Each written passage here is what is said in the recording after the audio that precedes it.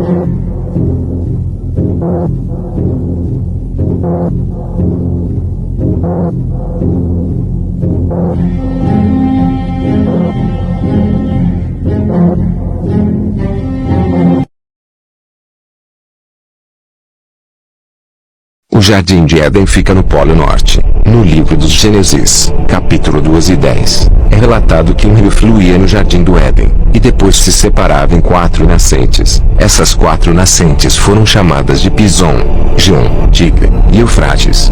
Até os dias atuais, só sabemos a localização de 2 desses rios. Se pensarmos com lógica, o jardim do Éden deveria existir em torno dessa área, certo? Mas, e se quando o dilúvio de Noé aconteceu, tudo mudou? E os que identificamos estão na verdade em áreas completamente diferentes da área original. Os mapas mercantes do Polo Norte, dos séculos XV e XVI, mostravam uma terra com 4 nascentes específicas, emergindo dela, tendo semelhanças geográficas com o que foi registrado na Bíblia. No entanto, em mapas posteriores, este pedaço de terra foi completamente removido e nunca mais mencionado. Alguém poderia estar escondendo o jardim do Éden de nós?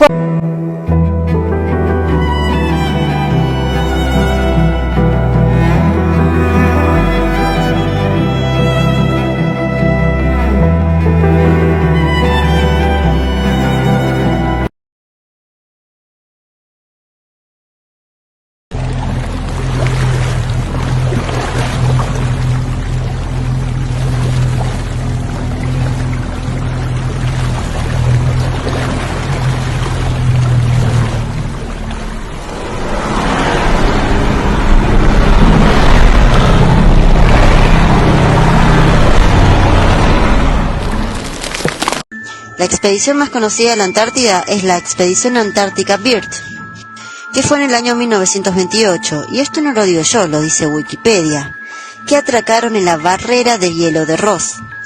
A partir de esa expedición se confeccionaron mapas nuevos y se nombraron nuevas tierras con nombres nuevos, como por ejemplo la cordillera de Rockefeller. Raro, ¿no? Y la tierra de Mary Byrd, nombrada así en honor a la esposa del almirante Byrd.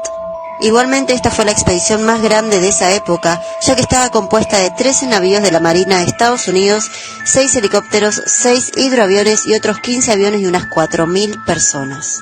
No solo esto, hay múltiples videos del almirante Richard Byrd hablando de nuevas tierras con vegetación y especies desconocidas, abundantes recursos y minerales para utilizar, e inclusive túneles que conectan con otras tierras. Pero esto no lo digo yo, está documentado, tú lo puedes buscar, y además hay muchos autores que retomaron la vida de Richard Byrd y han encontrado documentos en donde afirman la existencia de un mundo paralelo más allá de la Antártida. Este libro lo puedes buscar y se llama The World Beyond the Poles, o El mundo más allá de los polos, del año 1959, y el autor se llama Amadeo Giannini. Pero más allá de las expediciones de Richard Byrd, ya en el año 1728 tenemos al británico James Cook, muy reconocido si sabes de historia y te pones a buscar, y si realmente te interesa este tema y los misterios de la Antártida, encontrarás una historia totalmente distinta a la que nos contaron, pero también está al alcance de todos. Luego múltiples expediciones de balleneros, exploradores, como James Weddell de 1787 a 1834, que en honor a él tenemos al Mar de Weddell, que en 1840, durante el breve periodo caracterizado científicamente por la llamada Cruzada Magnética, la expedición francesa fue en búsqueda del polo magnético del hemisferio sur, dirigida por Jules Sébastien César, y en donde descubrió la Tierra Delia. En esa época los mapas y los cartógrafos eran totalmente distintos a los que son ahora, hoy en día. El área es más grande que la de Estados Unidos y nunca había sido vista por el ser humano.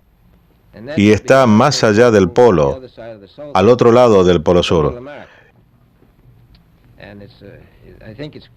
Y creo que es importante que haya un área tan grande como esa que está sin explorarse. Es una tremenda tierra. Así que hay otra aventura más allá del fondo del mundo. Almirante, ¿usted espera poder verlo? Sí. Almirante, ¿diría usted, dado que ha ido a los extremos del mundo, que estas expediciones a sitios tan lejanos se vuelven más fáciles por las técnicas modernas o todavía es muy dificultoso? Bueno, es un poco arriesgado, pero no tanto como lo solía ser con las viejas avionetas pequeñas y los pequeños cruceros. Tenemos que sentar esa base. Hemos reemplazado las viejas naves porque necesitaban mejoras. Pero ahora los aviones son más rápidos y seguros y ya no hay grandes cruceros. No hay que sortear los peligros por llevar cargas terriblemente pesadas. Almirante, una expedición donde creo que usted es consejero está ahora llevándose a cabo. ¿Aquí está haciendo esa expedición? Bueno, se trata de un rompehielos, el Atka. Está en una expedición de reconocimiento que se lleva a cabo en el Polo Sur para hacer ciertas observaciones y buscar unas bases. Volverán en abril, harán un informe y según la información obtenida haremos una expedición más grande para ir más lejos.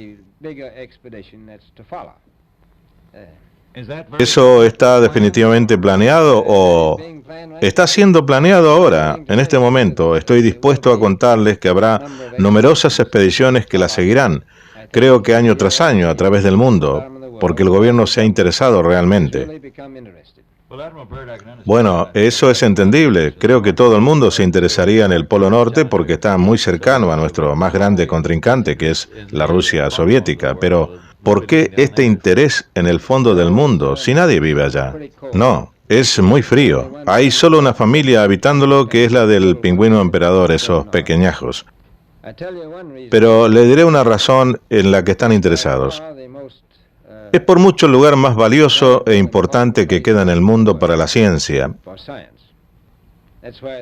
Es por eso que los grupos científicos de toda la nación están interesados. Pero algo más importante que eso tiene que ver con el futuro de la nación, de los que vienen después de nosotros, incluso en nuestro tiempo de vida. Porque resulta una reserva inmaculada de recursos naturales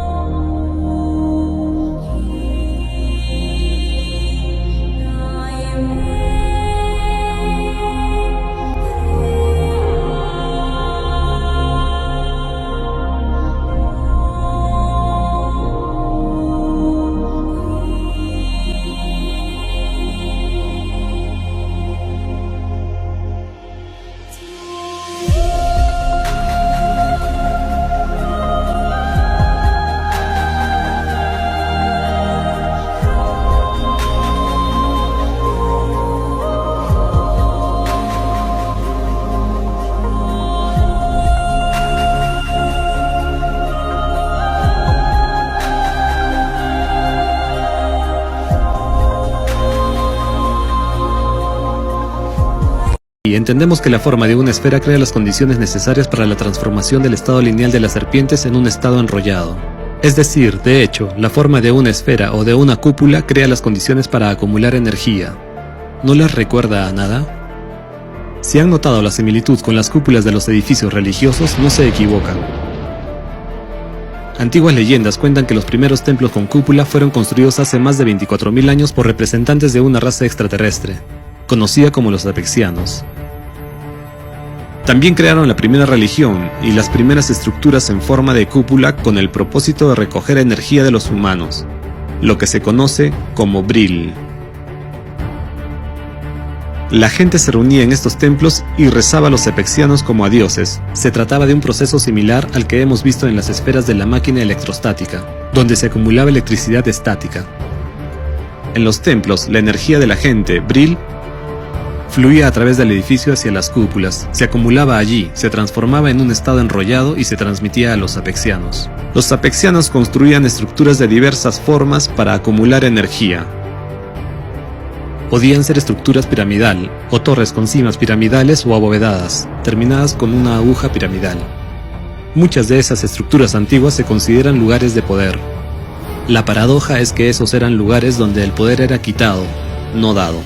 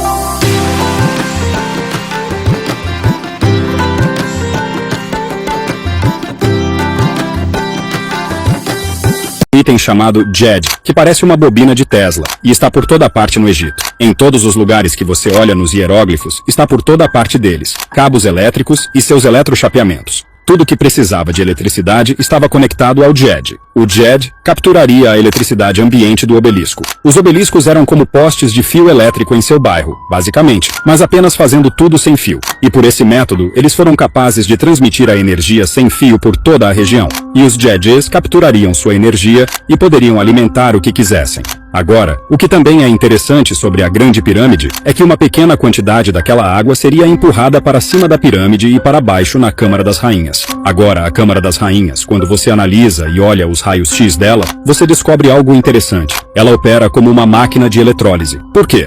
Se você usar eletrólise com água corrente, você pode extrair os átomos de hidrogênio da água, que é o que fazemos em diferentes tipos de motores que temos agora. Mas como eles foram capazes de adquirir tanto conhecimento para a época? No Egito, existe uma cripta construída em Dendera, mantida secretamente e apenas acessível aos sumos sacerdotes. É muito quente ali, muito estreito, o teto é baixo. E nas paredes, nós vemos relevos do que parecem ser lâmpadas antigas. E nós temos que questionar uma coisa.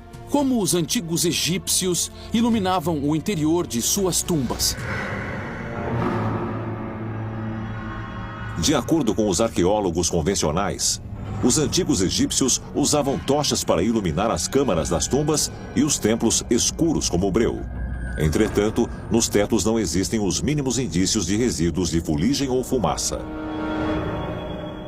Não há oxigênio suficiente no interior dessas tumbas para manter ou alimentar a chama de uma tocha. A única solução que resta é uma fonte de algum tipo de luz artificial. E isso é, por exemplo, uma lâmpada.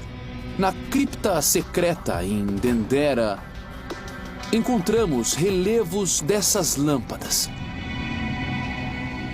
Mas como os antigos egípcios usaram algo similar a uma lâmpada moderna, sem acesso à eletricidade? Afinal, a eletricidade só seria descoberta milhares de anos depois. Mas com exceção, é claro, do que os cientistas chamam de bateria de Bagdá. A bateria de Bagdá foi encontrada no antigo Iraque. Estudiosos hoje dizem que não havia como o homem daquela época usar eletricidade ou lâmpadas. Eles examinaram a bateria de Bagdá, mais ou menos uma dezena foi encontrada no Iraque. E a única teoria convencional diz que elas foram usadas em joias galvanizadas.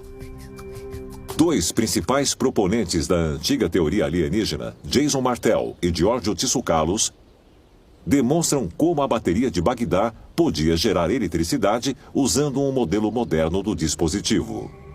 Basicamente, isso aqui é feito com um vaso de argila que era encontrada facilmente naquela região sul do Iraque. Então eles usavam um pequeno cilindro de cobre que encerrava uma barra de ferro. Isso sim, claro, com certeza aplicado com a combinação de ácidos frascos, vinagre, suco de uva, suco de laranja e nesse caso aqui também o vinho.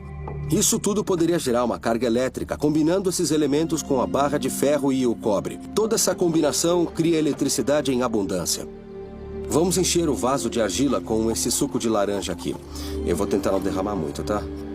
Bom, colocamos a barra de cobre dentro, cobre e barra de ferro. A gente vai esperar um pouquinho para preencher a área de cobre e aí a gente vai ligar o voltímetro, aplicando... Isso não faz sentido. A pilha de Bagdá é um objeto de argila com cerca de 2.000 anos de antiguidade, que se assemelha a uma pilha elétrica moderna. Foi descoberto em 1936 na antiga cidade de Ctesifonte, no Iraque, e estima-se que date do período de nascimento entre 247 a.C. e 224 d.C. Essa pilha é um cilindro de argila com cerca de 5 centímetros de altura e 4 de diâmetro. Dentro dela há um tubo de cobre com uma haste de ferro oxidada e uma cobertura de asfalto no topo. De acordo com cientistas, o tipo de eletrólito que eles usaram para iniciar o mecanismo poderia ser vinagre ou suco de uva. O primeiro a avaliar que poderia ser uma bateria elétrica foi o arqueólogo alemão Wilhelm König. O que eles fizeram foi replicar essas baterias para verificar se poderiam funcionar. E funcionaram. Eram baterias reais, capazes de gerar eletricidade e iluminar naquela época com seu sistema rudimentar, mas eficaz. Considerando que as primeiras baterias modernas apareceram em 1800, ninguém sabe como tinham a capacidade de criar algo assim naquela época. Mas, em sua opinião, isso é mais uma prova de que o povo antigo teve tecnologia ou não?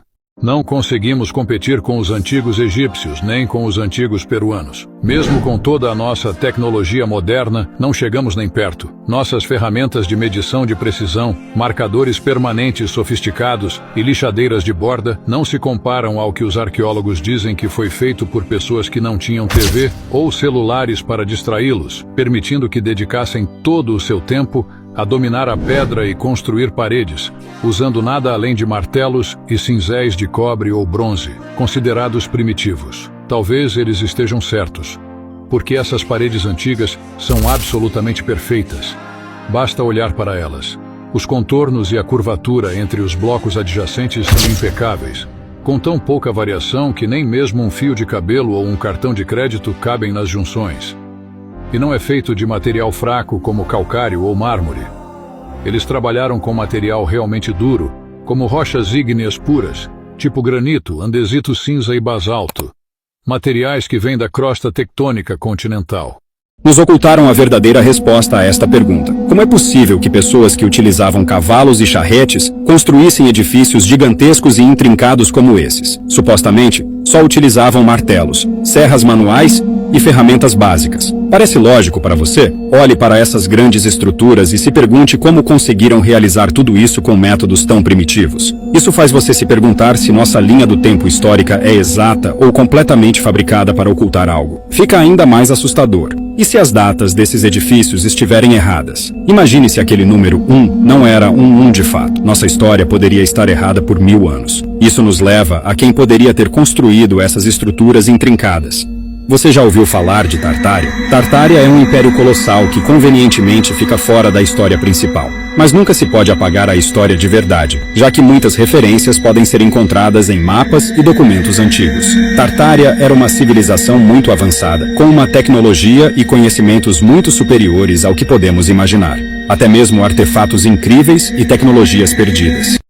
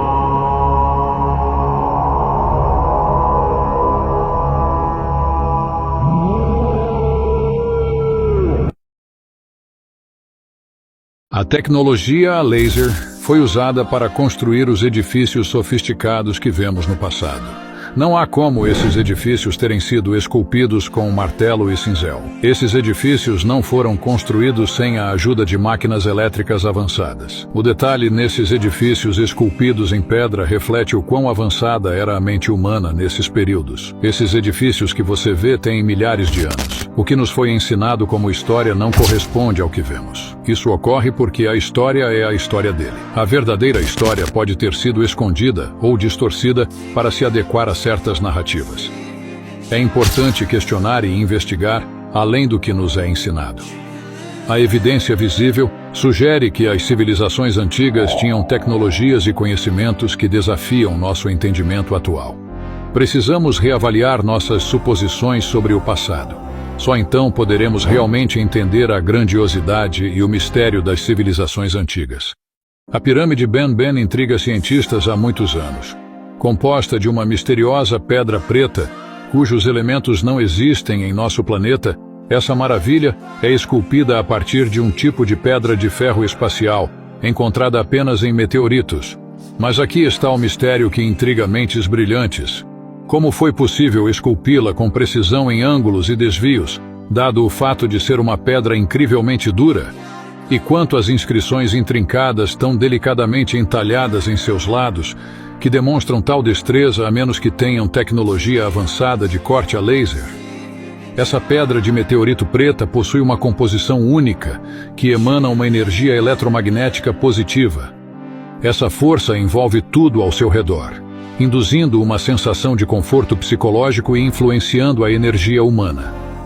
A experiência daqueles que têm a sorte de se aproximar da pirâmide Ben Ben é um verdadeiro enigma que desafia a compreensão humana.